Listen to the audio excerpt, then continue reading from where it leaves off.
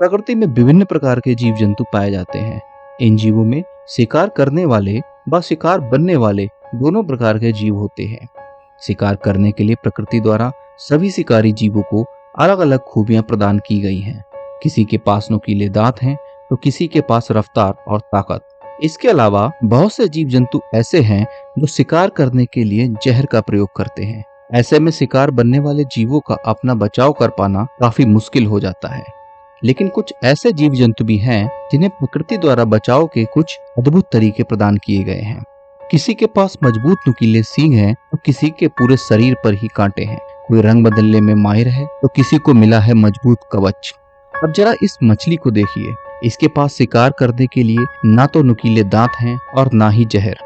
दूसरी ओर अन्य शिकारी जीवों से खुद को बचाने के लिए इसके शरीर पर ना तो कोई कवच है और ना ही कांटे। इसके बावजूद भी मगरमच्छ जैसा खतरनाक जीव भी इसका शिकार करने से डरता है।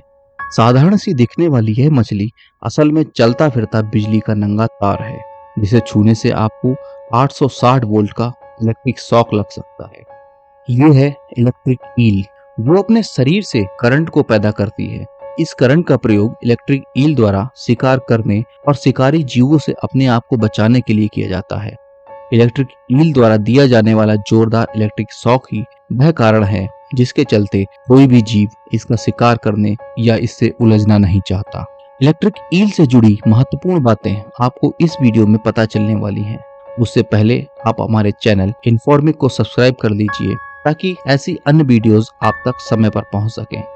सन 1976 में साउथ अमेरिका में पाई जाने वाली इस मछली की पहचान इलेक्ट्रिक ईल के रूप में हुई, जिसका साइंटिफिक नाम इलेक्ट्रोफोरस इलेक्ट्रिकस रखा गया। इसकी खोज के बाद 275 सालों तक यही माना गया कि यह अपनी प्रजाति की इकलौती इलेक्ट्रिक ईल है। लेकिन 275 सालों बाद इसकी दो अन्य प्रजातियां इलेक्ट्रोफोरस बारी और इलेक्ट्रोफोरस बोल्टाई की खोज हुई। साउथ अमेरिका की अमेजन नदी में पाई जाने वाली इस इलेक्ट्रिक ईल पर मगरमच्छ को हमला करते और इलेक्ट्रिक ईल द्वारा उसे जोरदार झटका देने पर मगरमच्छ को बेसुध होते देखा गया है। अब तक इलेक्ट्रिक ईल द्वारा सबसे अधिक 860 वोल्ट का इलेक्ट्रिक शॉक रिकॉर्ड किया गया है, जो किसी जीव को मारने या पैरालाइज करने के लिए पर्याप्त है। अब ये सब जानने के बाद आपके मन में एक सवाल आ रहा होगा कि इलेक्ट्रिक ईल के शरीर में आखिर ये बिजली आती कहां से है।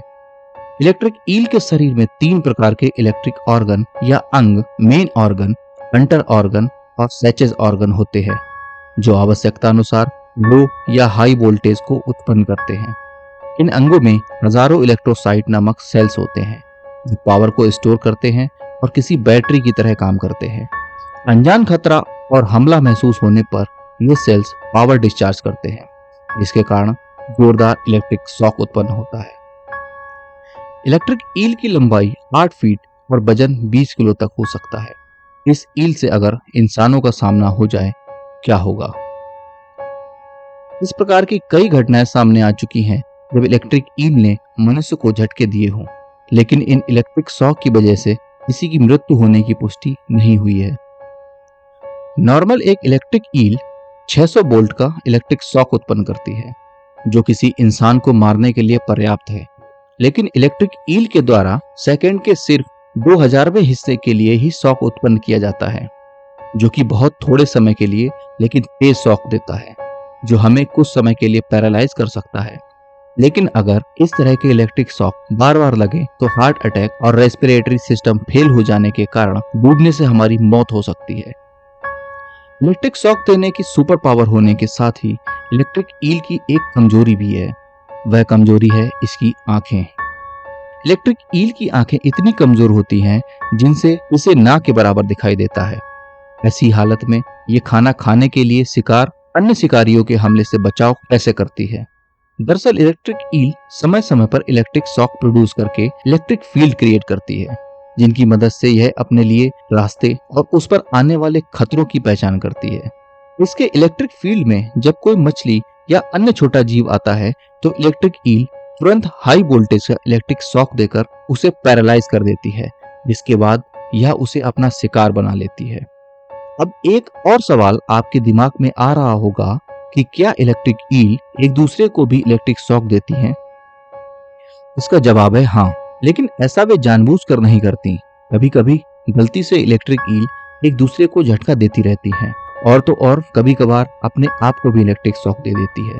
इलेक्ट्रिक ईल काफी मात्रा में इलेक्ट्रिसिटी प्रोड्यूस करती है, तो क्या इसके द्वारा बनने वाली बिजली का प्रयोग हम इंसानों द्वारा किया जा सकता है? जी हाँ, टेक्निकली ऐसा किया जा सकता है। एक प्रयोग में बहुत सी इलेक्ट्रिक ईल्स को एक्वेरियम में डालकर उनके द्वारा बनाई जाने वाली बिजली से क्रिसमस ट्री पर लगी लाइट्स को जलाया गया था। लेकिन इलेक्ट्रिक ईल के द्वारा अस्थायी बिजली उत्पादन के कारण लाइट्स तभी जलती थीं जब electric eel electric shock generate करती थीं।